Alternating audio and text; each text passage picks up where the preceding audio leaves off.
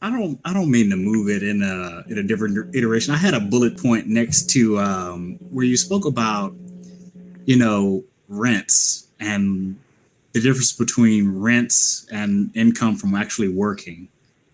If you can kind of go into that and just kind of just give a brief broad side of that and what it means Sure. to individual people.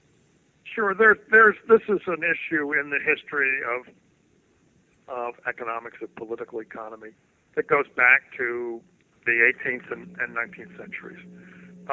Rent is the part of your income that comes simply from owning land or some other physical asset, and earning it doesn't require that you actually do anything. So this was associated in is associated with being a landlord or being a proprietor of a terrain of some kind.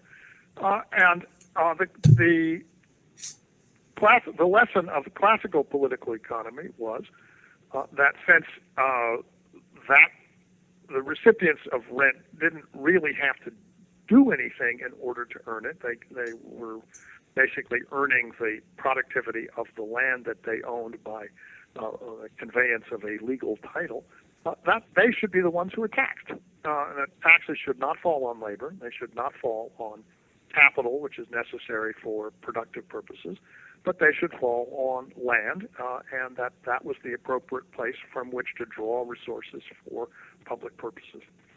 So that's the basic lesson of a classical taxation theory.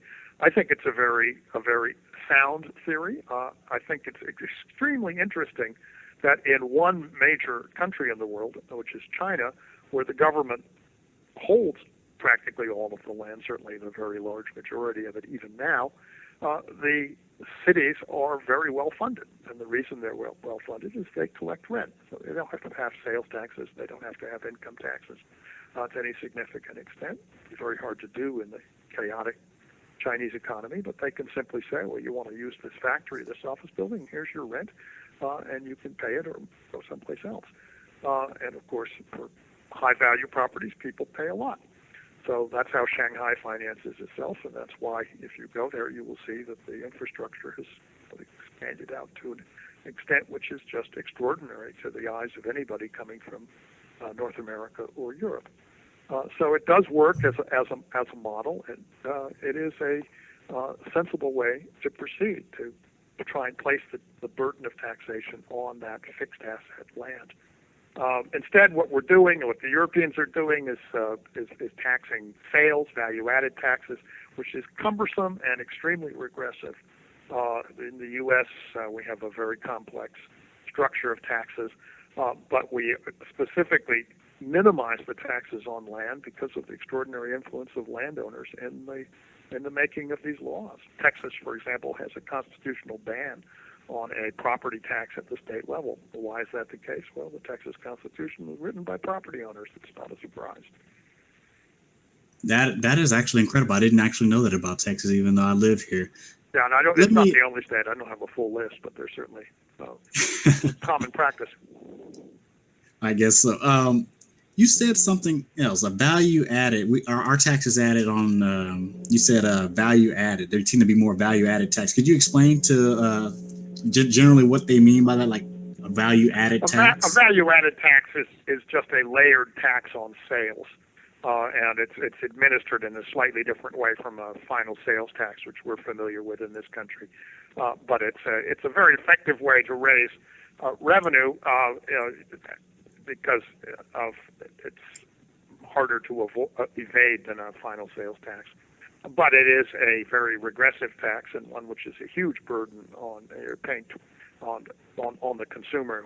European consumers are typically paying 20 to, in the case of Greece, 24% on top of the price of practically anything they buy.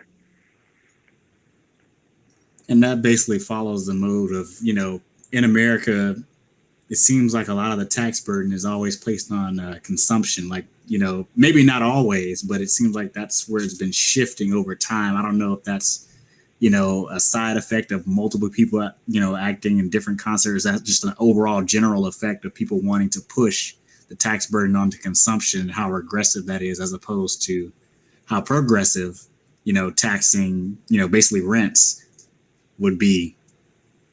Yeah, I mean, we're somewhere in the middle in the United States. We have a pretty effective income tax, which is, for all of its flaws and problems and complexity, most of the American public is familiar with it, cooperates with it, so that it's possible for the U.S. federal government, anyway, to base itself on a at least substantially progressive tax base. Better than Europe, but not so good as if you really focused on taxing land. So that's actually strange because everybody has this preconceived notion when they come in, including myself, and I figured that the tax structure, for the most part, was highly unfair. But you're saying it does okay, for all its flaws. Well, let's say I think that the income tax is, in fact, a remarkable American institution. The payroll tax is regressive. Sales taxes at the local level are regressive.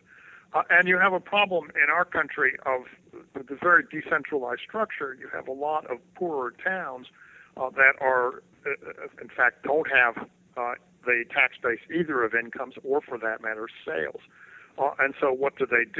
They pile parking tickets on poor people. They do things of this kind. This was, in fact, one of the sources of the upheaval in Ferguson, Missouri, a year ago. A large part of the population was regarded the police correctly as an institution which was there to slap citations on them in order to raise revenue for the town. And that kind of that is sort of fundamentally unjust, fundamentally a very bad way to govern a city, and is likely to produce a huge, and this does produce a huge amount of well-justified resentment. I think you hit a huge bell right there when, a lot of times people talk about economic decisions and kind of how it affects their lives. I think that's, first off, I think it's everywhere and it affects your life almost in everything that you do.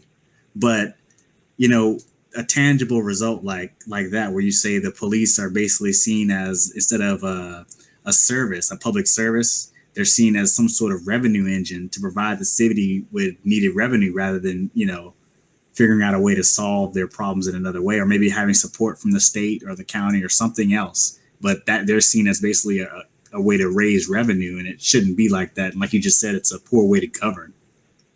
Yeah, no, I think that's correct. And of course, it's obviously very unfair to police officers as well, because they generally consider their job to be public safety, and if they're being pressured to harass people, this is not helpful.